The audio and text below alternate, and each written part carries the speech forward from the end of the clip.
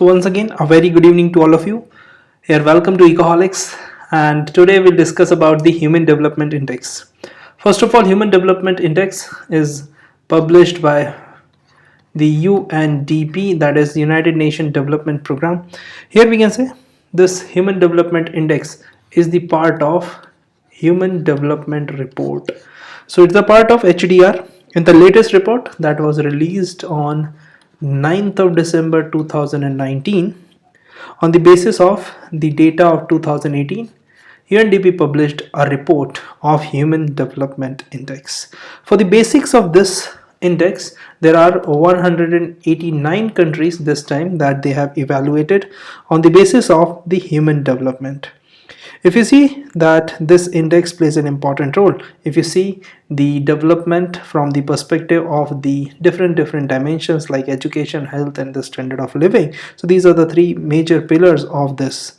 Now if you see the methodology, this methodology of HDI includes three important things. First one, the life expectancy.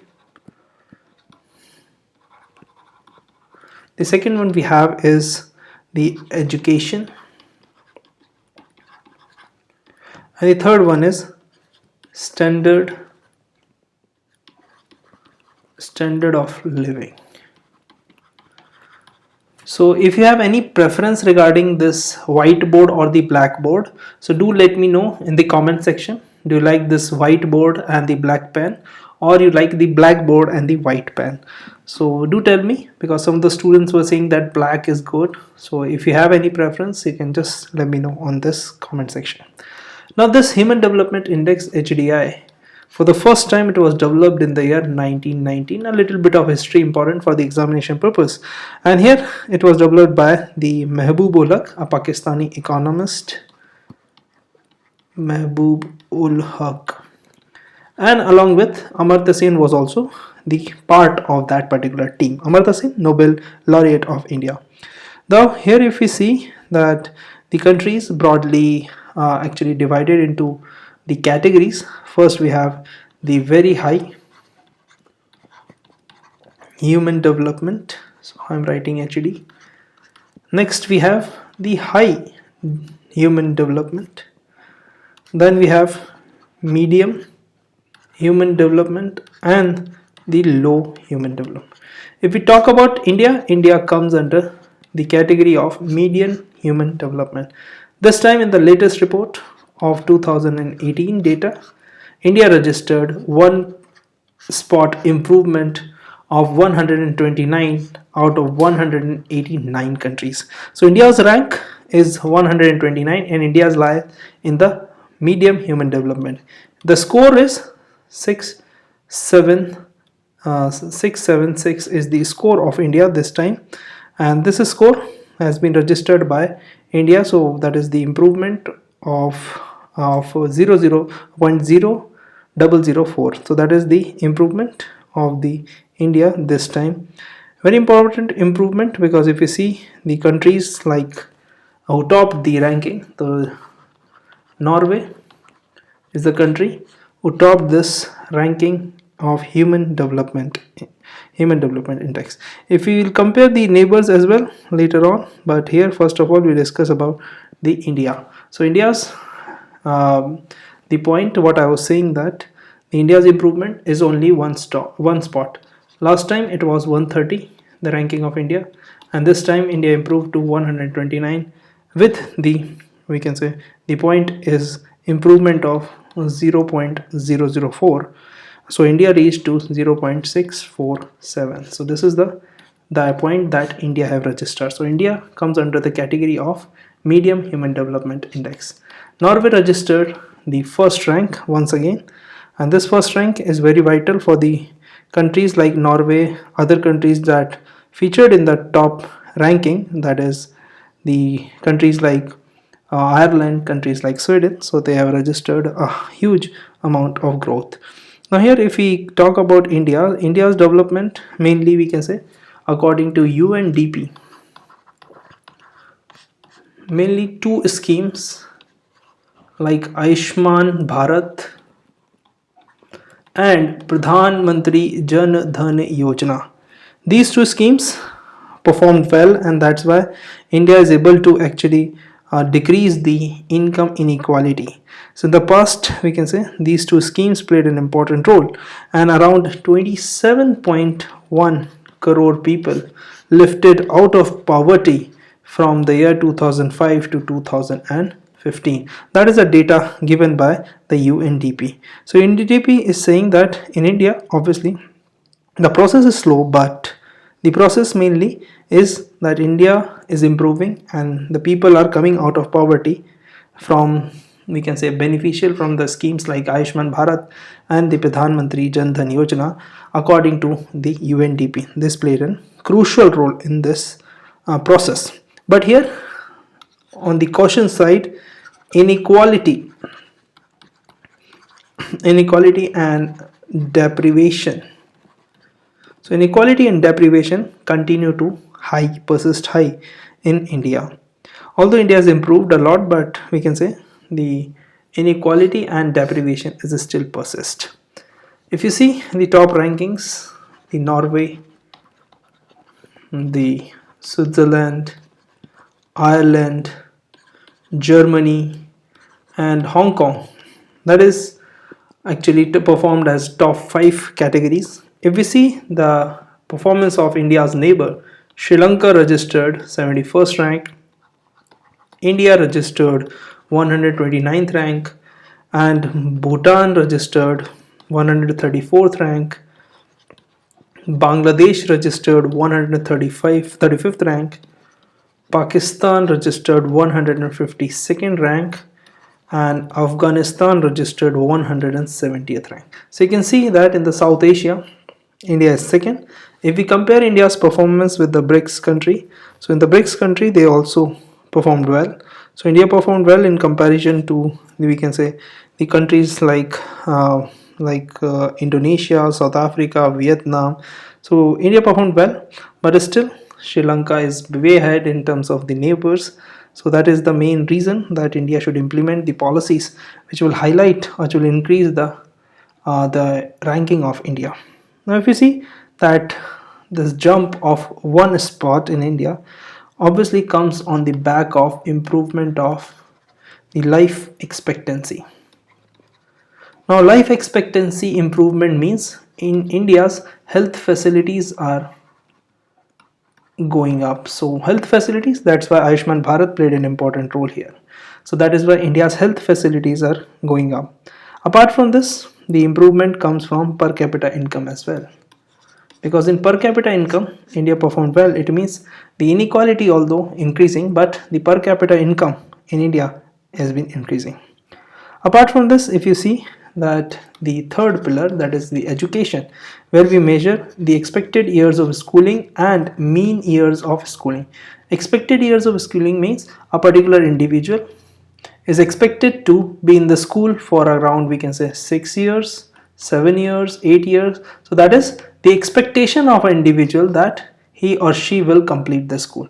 Mean years of schooling is just simple, the average year that a single person went to the school. So that is, so in education that remained same as it is, no changes, and it has been constant since last 3 years.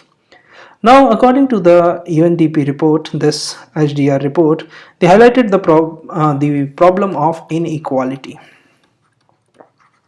Despite having per capita income is on rise, inequality is also rising. Now if you see India's ranking with the comparison of the BRICS and the neighbors like Sri Lanka, because they have their economies moving way faster in comparison to India. So their faster improvement are actually registered. More importantly, if you see that income inequality in India has been risen or rising since 2010 to 2020 decade. So you can say in the last 10 years, India's income inequality has been increased. Although we can say the country has done well on the horizontal inequality. Horizontal inequality, we can say, between men and the women. So horizontal inequality obviously is improving, and the education among the man and the woman is actually doing well. So that is why we can say the women are also coming to the mainstream and they are breaking the glass ceiling effect that India is struggling. First, as we can say that historically marginalized groups are catching up. Like we have groups like ST community, SC community, OBC community. These three communities, especially in other also communities, they are actually improving and they are catching up with the mainstream. Similarly, we can say there is a convergence of other standard of livings, like the per capita income led to rise in the purchase of mobile phones. So getting access of the mobile phones, that is helpful from Pradhan Mantri Jan Dhan Yojana. And if you see the Pradhan Mantri Jan Dhan Yojana, that actually increased the bank accounts in India as well. So we have formalization of the banking. So this plays an important role because access to mobile or access to computer is the part of increase in the standard of living. Although we can say UN is revising its methodology to capture more and more data this time, but still there is no revision that is suggested to the Human Development Index in this report of HDR.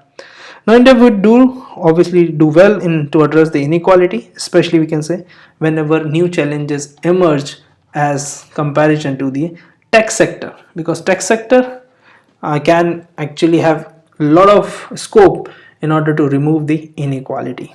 So that is the main we can say saying about the gender equality in this report. And they were saying that the programs like Ayushman Bharat and Pradhan Mantri Jan Dhan Yojana, that played an important role. So these kind of social norms that India is improving, apart from the health sector, and we are having the participation of the women as well. So that is what we call the horizontal inequality that has been decreasing due to, like, if you see the 11% parliamentary seats are held by women in comparison to, if you see, 17% in South Asia. So that is, again, we can improve on that particular part. But the biggest data given by, that is 27 crore people are lifted out of the poverty between the year 2005 and 2015. This is the biggest data that we can say. Still accounts, we can say, 28% of people in India from the population of 1.35 billion. They are still multidimensionally poor. So that report published on 9th of December, very important for examination purpose. If you have any doubt, you can most welcome, you can ask.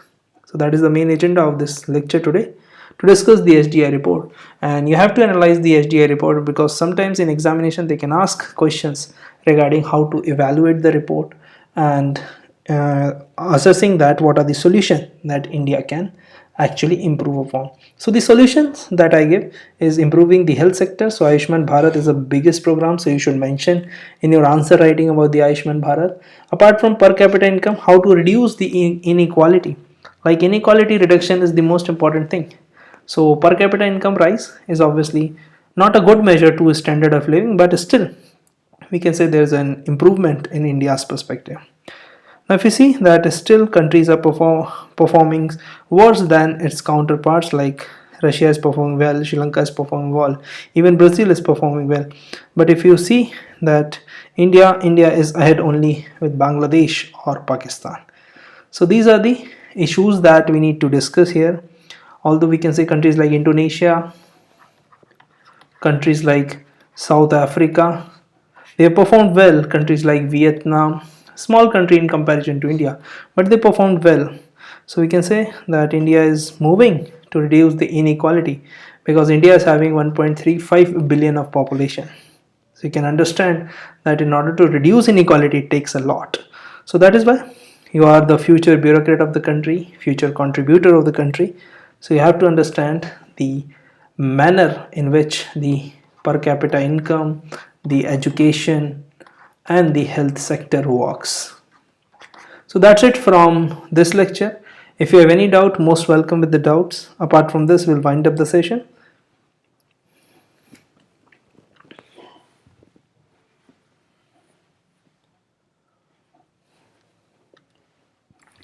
So this is a live session. We are meeting at 10:30 p.m. on a daily basis. That is from Monday to Saturday. So today is Saturday, so we are not meeting on Sundays. So tomorrow there won't be any live session. And so Monday to Saturday we are having the live session regarding the current affairs. And these current affairs are important for the examinations like UPSC, both for Indian administrative services as well as Indian economic services. Apart from this, RBI is also helpful in RBI examination, like the grade B DEPR, that is Department of Economic Policy and Research. And apart from grade B DEPR, you can also go for general, where you have to write certain kind of essays, and it will help you in the interview as well. So the HDI report is the important topic for the every examination, so remember all the important points. Nowadays the content is important as well as the context.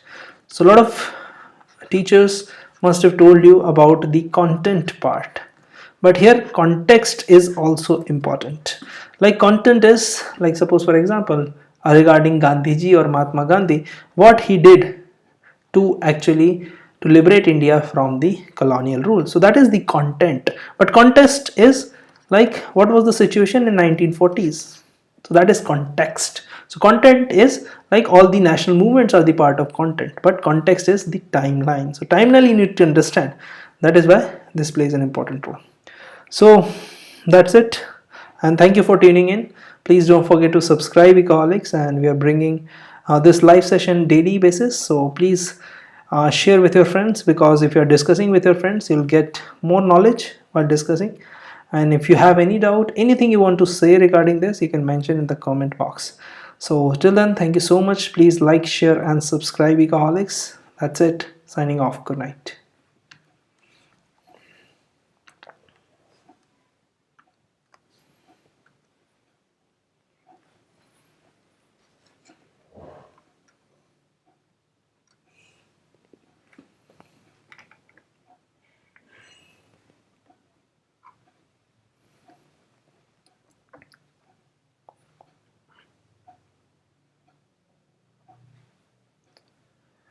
So Pranay is asking one question. Your question is not related to this topic, but try to restrict your question to this topic only. But still, I'll answer your question. What is your question? Is, as an economist, how will you explain the rise in the onion prices? Just give us a rough view. I would like to work on it with your inputs. Pranay, I've explained in one of the live session about the onion prices, and I told in that session how farmers are getting small fraction, like 29% of the total prices that consumer pays. So this is how we can say, you can refer to that live session. In that live session I have elaborated, discussed about the onion prices mainly, and another issue like tomato prices also discussed. And every year this is a phenomenon, like in 2013 with onion, 2016 with pulses, and again 2019 with onion. So you can understand there's a mismanagement from the government's perspective, government side. So you can refer to that lecture. If you are not able to find that lecture, do contact me on this number 7223946092. I'll give you the link. So don't worry about it. I'll give you that. Another question is from Vaishali. So what are the main factors responsible for the improvement in HDI of the other nations? Is there any similar pattern? Like major factors we can say for the other nations is just they are a small country in comparison to India. If you see the India's inequality increasing, that is we can say wealth is going towards 1% of the population. So majorly the inequality is the problem, and in other countries inequality is reducing. Like if you compare like Brazil and Russia, so Brazil, Russia and India are the three countries which are having highest, we can say widest inequality in the world, while other countries like in Sri Lanka inequality is less. The major factor behind the development or the improvement over the rankings of the other country is just on the basis of the health sector majorly, or the education sector. But if you think about the standard of living, more or less this is similar on the basis of real per capita income. So if we see that the education and the health sector, so India is improving with health insurance getting more acceptance in India, and by having the Ayushman Bharat like program that will help to improve the rankings still in India. But still there are a lot of people under the poverty, so we need to make certain kind of scheme in order to lift them from the poverty. So obviously it will not an overnight affair, but we need certain years, like in the next 5 to 10 years you will find that India will be in the top 100 position. So I hope you got the answer what I was talking about. So that's it, and thank you once again for tuning in.